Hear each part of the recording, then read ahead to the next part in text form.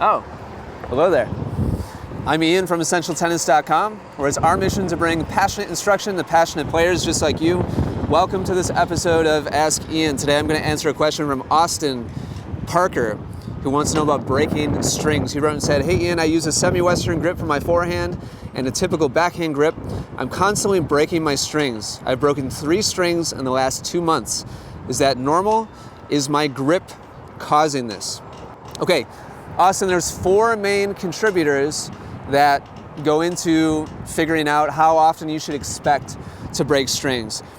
Main contributors. Main contributor number 1 is how open versus how closed of a string pattern you have. Open means there's a lot of space between the strings. The boxes in your racket in your string pattern are bigger.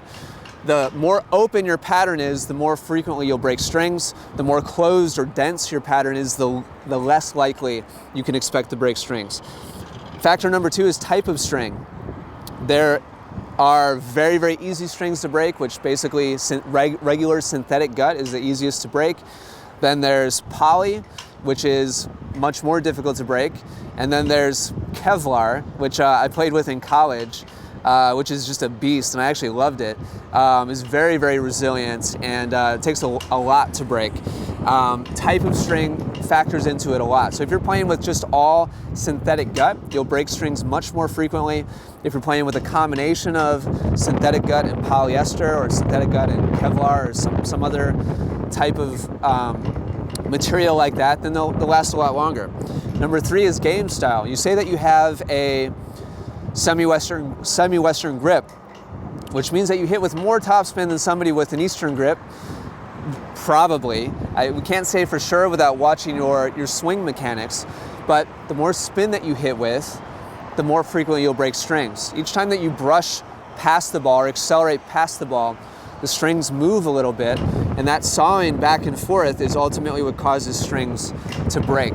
Strings don't really break because they get old or from hitting hard or powerfully. They much more so break from moving back and forth, and that's caused by heavy spin. Could be slice, could be topspin, usually topspin.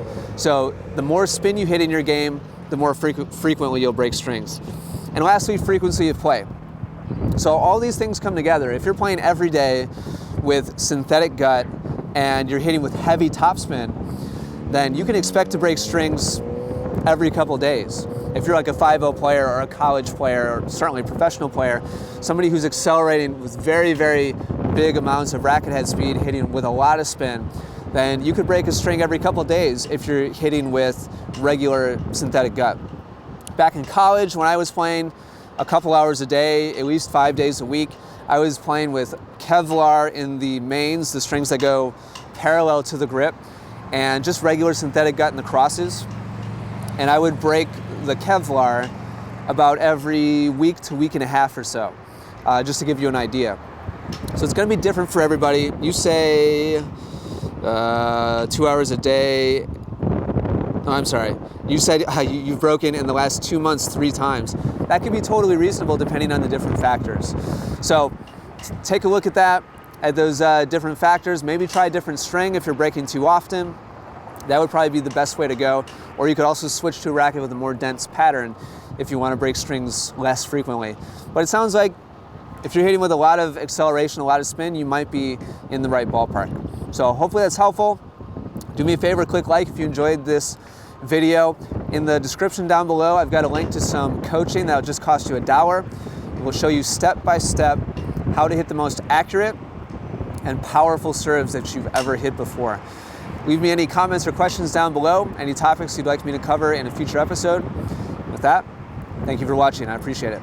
For hundreds of free digital tennis lessons, head over to EssentialTennis.com right now. More wins and more fun on the court is right around the corner. You'll even get a free gift just for stopping by. Simply click the link at the top of any page.